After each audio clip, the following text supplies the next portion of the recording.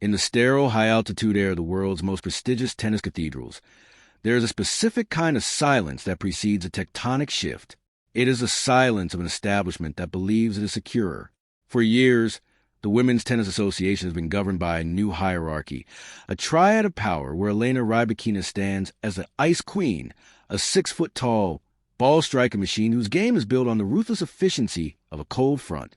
When Rybakina steps onto a court, the outcome is usually viewed not as a question, but as a foregone conclusion. She does not just beat opponents. She erases them with a serve that feels like a physical weight and a composure that borders on the supernatural. But something happened recently that wasn't in the script. A ripple formed in the water, and it originated from a source that many in the Western tennis elite are only just beginning to take seriously. We are living in an era where the gap between the world number 2 and the rest of the pack is supposed to be an unbridgeable chasm. Yet, when Alexandra Eala, a 19-year-old left-hander from the Philippines, stood across the net from Rybakina, the world didn't just witness a tennis match. It witnessed a psychological heist. The headlines tell you that Eala gave Rybakina a scare. They tell you it was a super showdown. But the headlines are shallow.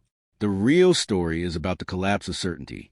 It is about what happens when the most clinical player on the tour realizes that the underdog in front of her isn't playing for a participation trophy, but is instead playing with a technical pedigree refined in the fires of Mallorca and a national expectation that would crush a lesser athlete. This is the moment the Ice Queen felt the heat, and in this deep dive, we are going to dismantle exactly how a teenager from Manila managed to rattle the cage of the most formidable server in the game. We are going to look at the open loop that the tennis world is currently obsessed with. Is the gap between the elite top 5 and the rising stars of Asia actually non-existent? And more importantly, if Alexandra Eala can make a world number 2 look vulnerable, what does that mean for the next decade of the sport? This isn't just about one game or one set or one upset. This is about a fundamental shift in the global talent pipeline. By the end of this, you will understand why the Eala factor is the most dangerous variable in the WTA right now, and why the established elite are, for the first time in a long time, looking over their shoulders with genuine trepidation.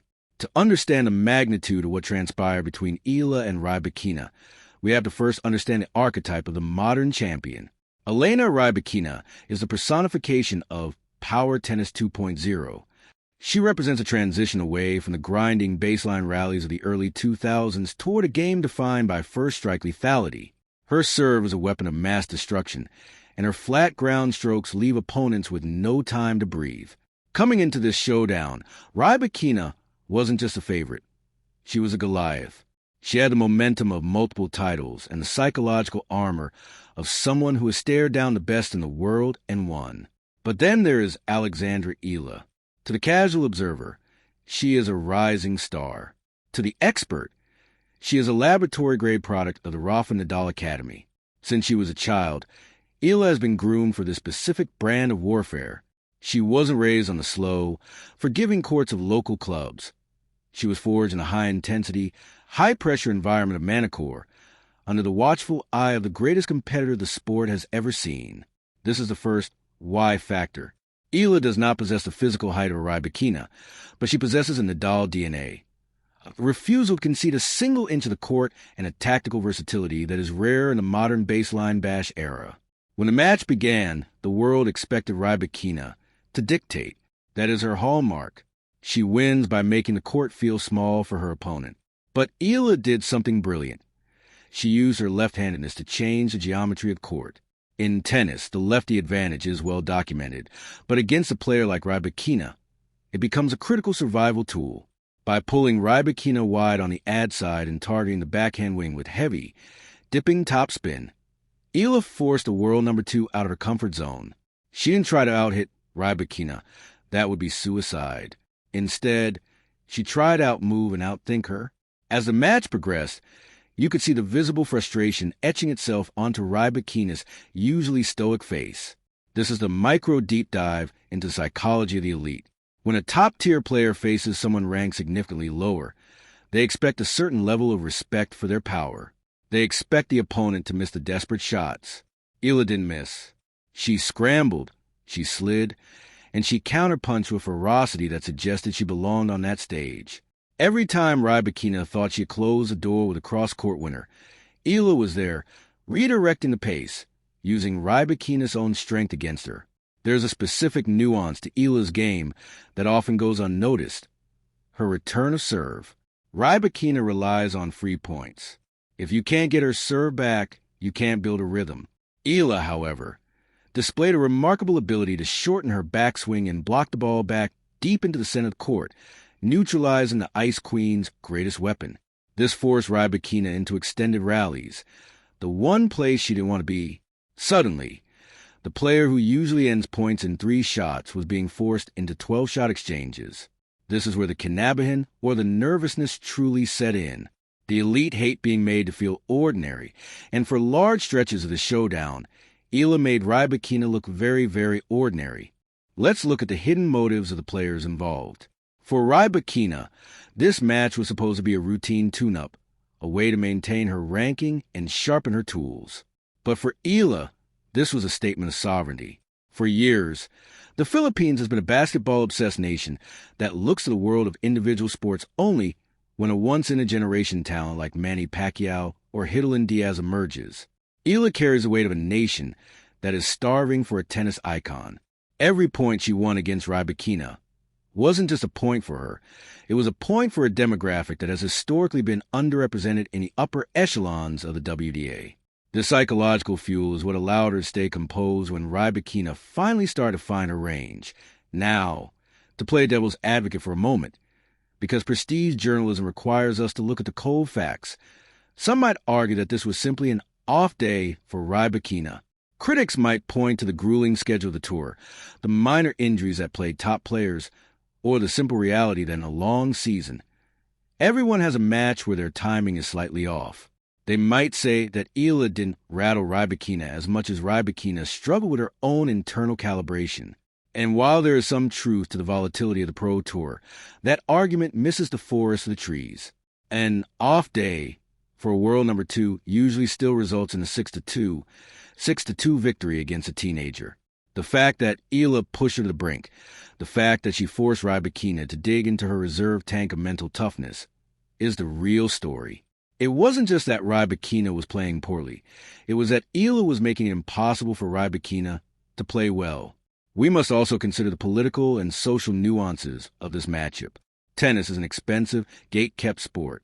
The rise of a Filipino player through a Spanish academy to challenge a Kazakhstani representative who was born in Russia is a microcosm of the modern, globalized game.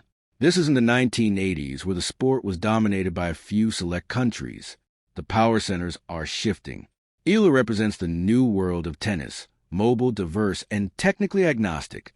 She isn't tied to a national style of play. She is a hybrid. She has the patience of the European clay courters and the aggressive mindset of the hard court specialists. As we dissect the technical nuances of match, we have to talk about the pressure points. In any high-level match, there are moments where the momentum is on a knife's edge. Usually, the veteran player, the Grand Slam champion, knows how to manipulate these moments. They take a little longer between serves. They change the ball. They stare down the opponent. Rybakina tried these tactics, but Eala, trained in the Rafa way, remained unblinking. There's a clip from the match where Eala hits a backhand winner down the line on a break point, and instead of a wild celebration, she simply turned back to the baseline with a look of terrifying focus. That is the moment Rybakina knew she was in a dogfight. That is the moment that a super showdown became a survival exercise. But what does this actually mean for the landscape of the sport? If we step back from the immediate adrenaline of the match, we see a broader trend. The top 10 of the WTA is becoming increasingly vulnerable to high IQ players like Eala. For a while, the strategy was simple: hit the ball harder than the person across from you. But Eala is part of a new guard that prioritizes placement, spin variation, and defensive transition. She is proving that you don't need to be 6 feet tall to neutralize a giant. You just need to be smarter, faster, and more resilient. The why behind Rybakina's nervousness is also rooted in the ranking point system. At the top of the pyramid, every loss to a lower-ranked player is a catastrophic blow to your protected status. For Rybakina, losing to Eala would have been more than just an upset. It would have been a narrative shift that can invite other lower-ranked players to attack her with the same lack of fear. Eala provided the blueprint. She showed the world that Rybakina's backhand can be broken down if you vary the height of the bounce. She showed that if you move Rybakina forward and back, rather than just side to side, her footwork becomes heavy. This is the beauty of the deep dive. We aren't just looking at the score. We are looking at the scar tissue. Every time Eala won a long rally, she was adding a layer of doubt to Rybakina's game that will likely persist in her next few tournaments. And for Eala, every game she took, every time she made the world number 2 gasp for air, was a deposit into her belief bank. In professional sports, belief is a currency more valuable than prize money. Once a player knows they can stand toe-to-toe with the best, the invisible wall that separates the top 100 from the top 10 begins to crumble. As we look toward the future, the implications of this super showdown are staggering. We are not just talking about the rise of a single player. We are talking about the arrival of a new era of Asian excellence in tennis. For decades, the narrative was that Asia could produce disciplined, hard-working players, but perhaps lacked the raw power to dominate the modern game. Alexandra Eala is the rebuttal to that myth. She has the power, but more importantly, she has the clutch factor. She is the Ice Queen's nightmare because she is fire. What happens 5 years from now because of this match? If we project the current trajectory, we aren't just looking at Eala breaking into the top 20. We are looking at her becoming a perennial Grand Slam contender. But the ripple effect goes further. This match is a recruitment poster for every young athlete in Southeast Asia who was told they were too small or too far away from the centers of power to succeed in tennis. Because of Eala's performance against Rybakina, the next generation of scouts and sponsors are going to be looking at the Philippines with a completely different set of eyes. The investment follows the impact, and the impact of this showdown is massive. In 5 years, Elena Rybakina will be the veteran.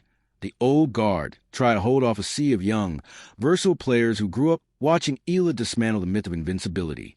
The game will be faster, yes, but it will also be more cerebral. We are moving away from the era of big servers and into the era of complete players. Eala is the prototype for this shift. She represents a blend of traditional values, hard work, humility, and grit, with a very modern, aggressive tactical identity. The final thought that I want to leave you with is this. In sports, we often focus on who held a trophy at the end of the day, but history is often written by the people who lost a battle but changed the rules of the war. Alexandra Eala may not have walked away with a title from this specific encounter, but she walked away with something much more dangerous. The knowledge that the world's best are human. She peeled back the curtain and showed us that even the Ice Queen can be made to tremble when the heat is applied correctly. When you look back on this video, or when you see Eala's name deep in the second week of a major tournament in the near future, remember this showdown. Remember the silence of the stadium as a teenager from Manila dictated terms to a champion. Remember the look of realization on Rybakina's face that the safe matches are a thing of the past. The hierarchy is not a fixed structure. It is a living, breathing entity that is currently being reshaped by a left-handed girl with a heavy forehand and an unbreakable spirit. The world of tennis is no longer a closed circle. The gates have been crashed. And as the dust settles on the specific showdown, one thing is abundantly clear. Alexandra Eala isn't just coming for crown. She has already proven she knows how to make it slip. The Super Showdown wasn't a fluke. It was a preview. It was the first chapter of a story that will eventually see the Philippines at the center of the tennis world. If you found this deep dive into the technical and psychological warfare of the WTA insightful, then you are exactly the kind of fan the sport needs. Someone who looks past the highlights and into the heart of the competition. This is a story that is still being written, and we are going to be here for every chapter. To ensure you don't miss our next investigation into the shifting tides of global sports, make sure you are subscribed and have the notifications turned on. The Eala era is just beginning, and you'll want a front row seat for what comes next. Share this with someone who still thinks the top 5 are untouchable, and let's start the conversation in the comments. Do you think Eala is the one to finally bring a Grand Slam singles title to the Philippines? The evidence is mounting, and the world is finally watching. See you in the next deep dive.